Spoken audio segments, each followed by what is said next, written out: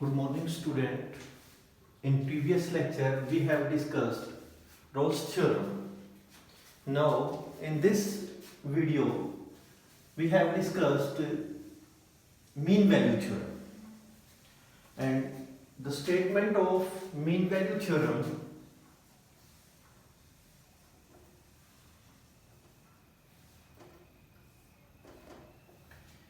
a function is a real valued function. Its domain is closed interval AB and codomain is R. Then the function, this function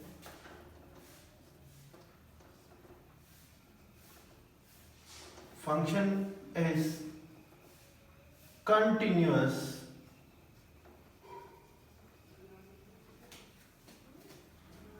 on closed interval AB.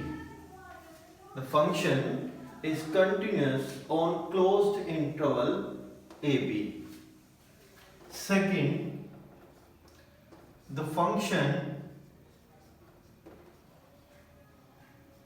is differentiable on open interval AB. Differentiable on open interval, continuous in closed interval. And third condition is f of A is not equal to f of B. The three conditions are there. The function is continuous on closed interval and function is differentiable on open interval and f of A is not equal to f of B, then there exists some C, then there exists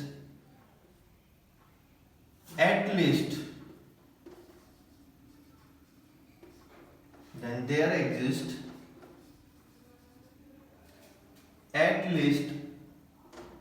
a point C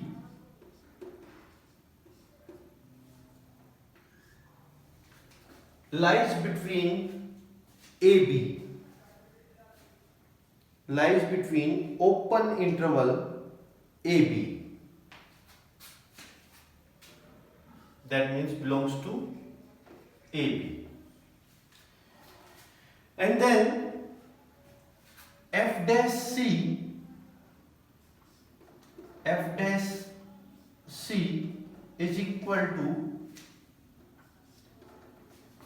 this f of B minus f of A, f of B minus f of A upon B minus A. This mean value theorem is the extension of Rolle's theorem. हमने वहां कहा था एक function हमारे पास real valued function है. This real valued function and real valued function, the function is defined and then function is continuous. वो function defined होना चाहिए, वो function हमारे पास real valued function होना चाहिए और वो function definite होना चाहिए. The function is continuous on closed interval, the function is differentiable on open interval, f of A is equal to f of B, then there exists at least, this symbol is there exists at least a point C belongs to open interval AB, then f dash C is equal to f of B minus f of A. Is the statement of Rolle's theorem, mean value theorem. And Rolle's theorem is what? This f of A is equal to f of B, then f dash C is equal to 0. तो Rolle's theorem में हमारे पास था f dash C को 0 के equal रखते थे and then find the value. And this Rolle's theorem, जो हमारे पास रोल्स थ्योरम थी उसमें हमने आपको बताया कि उसके मैथमेटिकल रिप्रेजेंटेशन क्या थी, ज्योमेट्रिकल रिप्रेजेंटेशन क्या थी. तो हम इसमें भी ज्योमेट्रिकल रिप्रेजेंटेशन की बात करेंगे कि मीन वैल्यू थ्योरम की ज्योमेट्रिकल रिप्रेजेंटेशन क्या है. सबसे पहले हम देखेंगे कि जो हमारे पास एफ ऑफ ए और एफ ऑफ बी इक्वल नहीं है,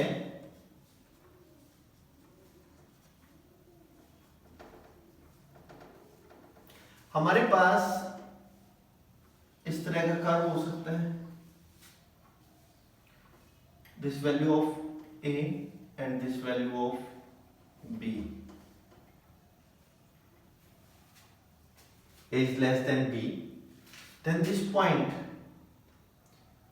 a coordinate of this a and f of a, this point is b and f of b. हम देखें कि बजाय इसके हमारे पास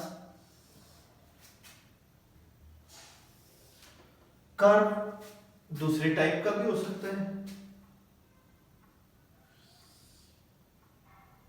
कर्व हमारे पास ये भी हो सकता है, this a and f of a and this point b and f of b.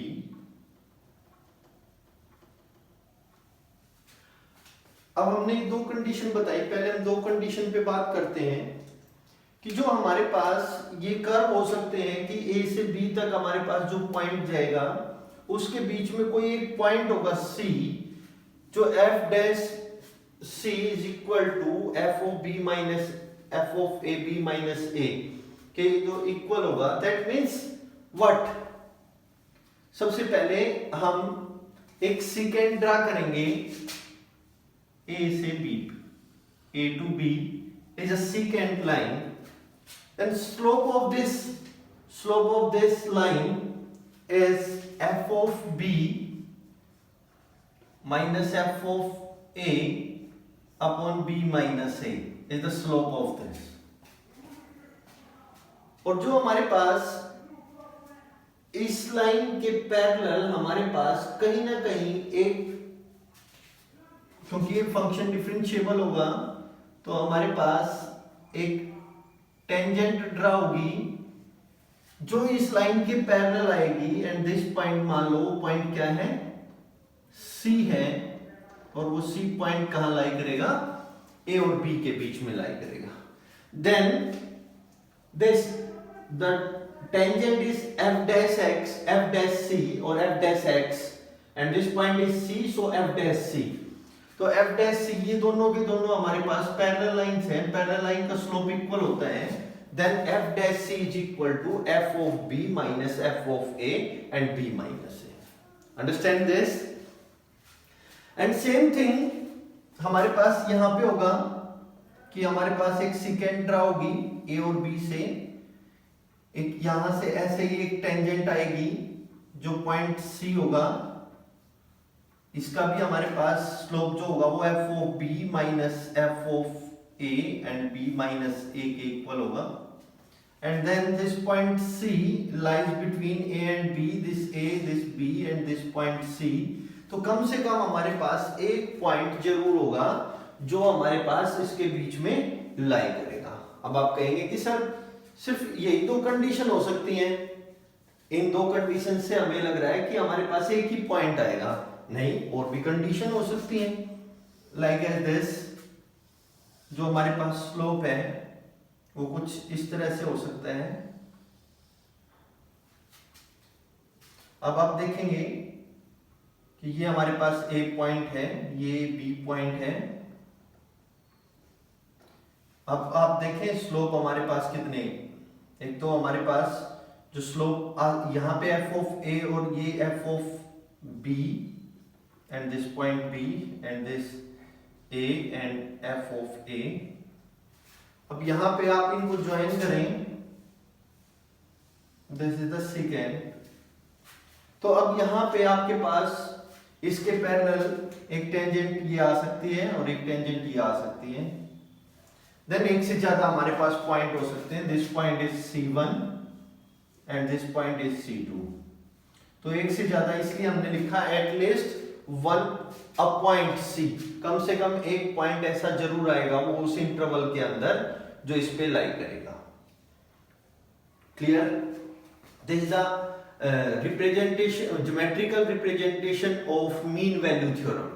तो हमारे पास कोई भी जो हमारे पास फंक्शन है, उस फंक्शन के लिए अगर हम बात करते हैं कि हमारे पास जो मीन वैल्यू थ्योरम दे रखी है, तो मीन वैल्यू थ्योरम पे हमारे पास कैसे एप्लीकेबल होगी, तो हमारे पास एक फंक्शन होगा जिसकी डोमेन जो होगी वो a टू b होगी और कोडोमेन जो होगी वो रियल नंबर्स की होगी। तो हमारे पास जो फंक्शन होगा वो कंटिन्यूअस होगा a और b क्लोज्ड इंटरवल पे, function is differentiable on a b open interval पे, f of a is not equal to f of b, then there exists at least a point c belongs to a b and f dash c is equal to f of b minus f of a upon b minus a। अब ऐसे ही मैं आप एक question की बात करें,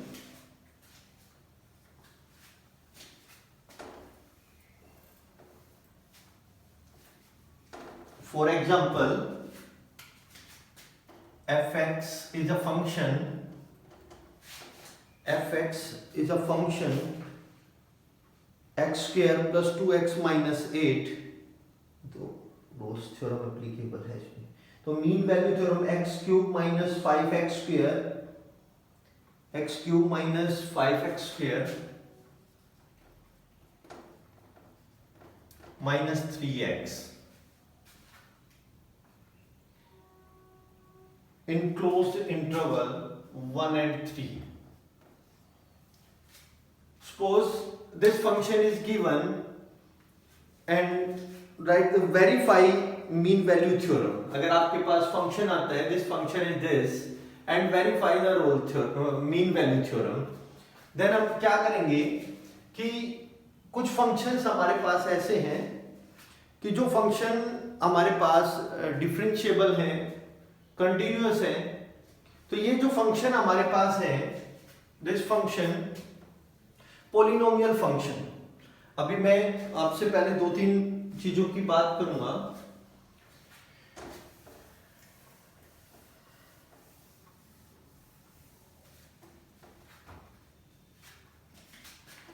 तो polynomial function की बात करूंगा।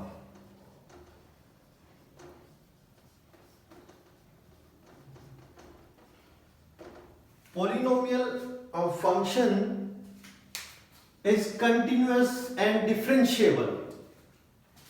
Polynomial function is continuous and differentiable for any real valued function, any real value, any interval। जो हमारे पास पॉलिनोमियल फंक्शन होगा वो किसी भी गिवन इंटरवल के अंदर जो रियल वैल्यूड है उसके अंदर वो कंटिन्यूअस भी होगा और डिफरेंशिएबल भी होगा। एक पॉलिनोमियल फंक्शन के बारे में अब सिर्फ पॉलिनोमियल का क्वेश्चन आता है तो आप कर सकते हैं the function is polynomial and every polynomial function is continuous and differentiable. So the function first two condition तो आपकी फॉलो होगी। अब इसके अलावा जो आपके पास एक्सपोनेंशियल फंक्शन है, एक्सपोनेंशियल फंक्शन है, वो भी आपके हर एक रियल वैल्यू पे डिफरेंशिएबल और कंटिन्यूअस होते हैं। और इसके अलावा अगर हम बात करें साइन एक्स और cos x, for all real value पे all R continuous and differentiable. तो आपको आप क्वेश्चन में आपको ये देखना है कि आपके पास जो फंक्शन है वो किस टाइप का है, वो पॉलिनोमियल फंक्शन है, वो एक्सपोनेंशियल फंक्शन है, साइन कोस की टर्म में है, तो this function is continuous and differentiable always. अब कंटिन्यूटी चेक हो जाती है आपकी कि the function is continuous and then function को डिफरेंशिएबल अगर आपको देखने से पता ना लगे तो फंक्शन इज डिफरेंशिएबल है या नहीं है। तो जो आपके पास फंक्शन गिवन है like as this fx is equal to x cube minus 5x square minus 3x, तो उस फंक्शन को डिफरेंशिएट करें then f dash x is equal to this 3x square this 10x minus 3। The value is definite. अगर आपके पास ये value real value आती है, definite value आती है, ये f डैश x की जो आपने डेरिवेटिव किया किसके अंदर, जो आपके पास इंटरवल दे रखा है उसके अंदर, तो ये डिफरेंशिएबल होगा और every differentiable function is continuous everywhere. The function is differentiable in open interval, अगर ये ओपन इंटरवल के अंदर है तो कंटिन्यूअस होगा क्लोज्ड इंटरवल के अंदर। तो then the function, if the function is given, then find their derivative, and derivative, after derivative put the value of a and b in open interval. The function gets the value is definite, then the function is differentiable, and every differentiable function is continuous function. तो दो condition आपकी follow हो जाती है, उसके बाद आप third पे आते हैं, वो रोल्स थ्योरम पे भी एप्लीकेबल होंगी, दोनों वैल्यू और दोनों ही मीन वैल्यू थ्योरम पे भी एप्लीकेबल होंगी। तो हम यहाँ